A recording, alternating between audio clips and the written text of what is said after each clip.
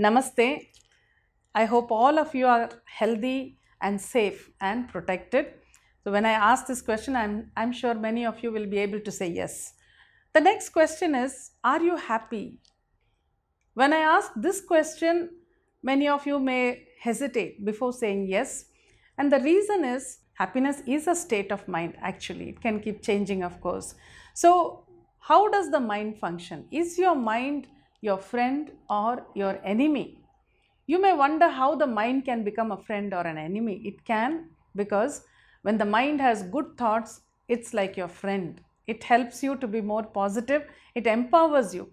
But when the mind has a lot of negative thoughts, it becomes your enemy because it troubles you a lot, it disturbs you a lot. Let me give you some examples. There was this lady who came for counseling, of course, online counseling. I was talking to her and she said, there's so much fear in my mind. I'm all the time worried. I'm absolutely sick and worried. I don't know what to do. My mind is so bad. I said, what's wrong? What are you thinking about? Then she says, about everything, my mind is negative. And one example I asked her, give me one example. Then she said, in the morning, my husband goes to office. As soon as he leaves the house, she says, I start doing my work, but the mind starts thinking, what if he meets with an accident? He goes by a bike, two wheeler. What if he meets with an accident? And what will happen if the accident takes place? So people will gather, the ambulance will come, then the police will come, then they will call me. She's explaining to me. They will call me, then I will have to go there, and everything will become a mess. So my mind goes on building up on these thoughts, and I become absolutely upset and disturbed. And sometimes I call him and just to find out whether he's all right. So it's going to such an extent that I'm losing my peace of mind. So the mind has become like an enemy. It's not allowing her to relax. It's not allowing her to focus on anything. Then I asked her only one question. I said, do you want all this to happen now? She said, no, no, no. I don't want all this to happen at all. Then I said, when you do not want something to happen, why do you allow your mind to think about it? Why do you allow the thoughts to build up? She said, yeah, that's true. I should not. I said, instead, you can replace those thoughts with good thoughts. You can say, my husband is going to work. So he completes all his work and he comes back in the evening very safe and very happy with a smiling face, and he comes and talks to me nicely. All that, why don't you visualize? Why don't you build up on that?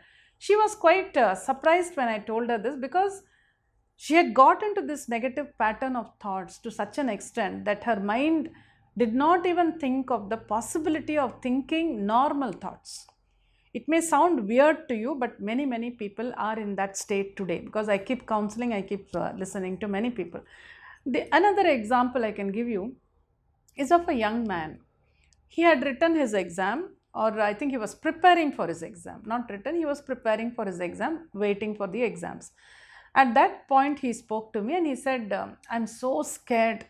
Every day I'm consumed by this fear that I might fail in this exam. And if I fail in this exam, what will I do? What will my parents say? They have paid all my fees with so much difficulty. Now, if I fail in this exam, they will not be able to take it. What will my relatives say? Everybody will tease me. It will be a shame for me. And he went on and on and on. Then I said, do you want all this to happen? The same question I asked him. He said, no, no, no, I do not want all this to happen. Then I asked him, then what do you really want? He was stunned. He never even thought about succeeding in the exam. That thought never came to his mind.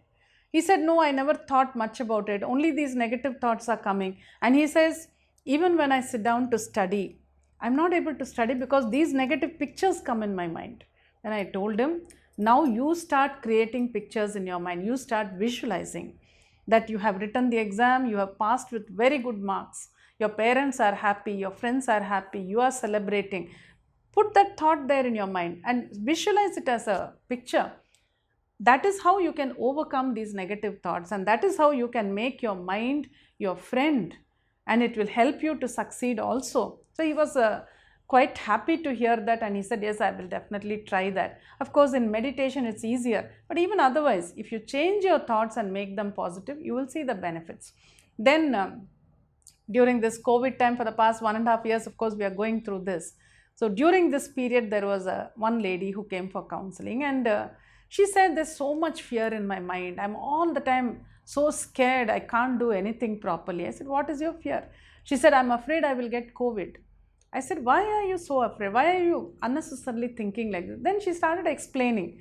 She said, in my complex, a few people have got this COVID and they have been admitted at the hospital. One person passed away. So when I come to hear all that, my mind keeps on saying that it's going to happen to you, and I keep visualizing how it will happen. If I get COVID, what will happen? They will take me to the hospital. They will put me there on oxygen. And supposing I die. Then I said, why are you thinking of all this? She says, but you know, when I watch news, they tell us the number of people. Every day they tell us the count, how many people died. And when they talk about the number of people who died, she says they immediately show that scene where, you know, the COVID patient who died is being buried in the burial ground. So she says that flash is there always. So it is stuck in my mind. I keep seeing it every day. She says, so that is why I feel, I start thinking, what if it happens to me? What if I die in the hospital? What if my family cannot even come and do anything for me? What if they bury me also like that? She kept on and on and on. Then I stopped her and asked her the same question. I said, do you want all this to happen? She said, no, definitely not. Then I said, if you do not want it to happen, why are you allowing your mind to dwell on it? Stop it. And bring a beautiful thought there that you are very healthy, your whole family is well protected, and all of you are happy, talking, eating, watching TV, something like that. She was so stunned. She said, but that's difficult, she said. I said, what is difficult? You can visualize that you've got COVID and you're dying, but you can't visualize that you're sitting at home and having dinner with your family. What is so difficult about that? You never allow your mind to gallop on its own. Then you will have difficulties like this. Hold the reins, pull it back into form, and make the mind think the way you want it to think. It is possible. That determination is required. Then she understood and she was a little bit relieved. Then there's just one more example I wanted to give you. There was this lady also. She said, I'm all the time worried about my husband. Every moment I'm worried. I said, what is the worry? She said, I'm worried that he might betray me. I'm worried that he might go away with some other woman. I'm worried that he may like somebody else. She went on and on and on. I said, has he done anything like that? Did you have any problem? She says, no, he has never done anything like that. Then why do you have this thought? She said, it's because we keep seeing it on TV, and then in the newspaper, we keep hearing about so many people like this, so many things happening in people's lives. So that fear is there in my mind. It's not going away at all. And she says, I'm consumed by that fear, and my mind goes on thinking, what will happen? If something like that happens, then the family will break and the children are there. What will happen to them? It goes on like that. I said, that is the problem with you. There's no problem with your husband. You have this negative thought and you're allowing it to grow in your mind, which you should stop. Do you want this to happen? The same question I asked her. She said, no. Then I said, if you do not want it to happen, do not think about it. Think about only what you wish to see happening in your life. So visualize that your husband is very nice, very happy with you. Your family is good. You're having a good time with your family, with your children. So when I said that, again, just like the other lady, she was also quite surprised. She said, but that's very normal. I have never thought about it much. I said, that is the problem. Whatever is normal, uneventful, normal life, we do not even think about it. But ultimately, if you look at it, that is what can give you peace. We keep thinking about something going wrong all the time. Please stop your thoughts.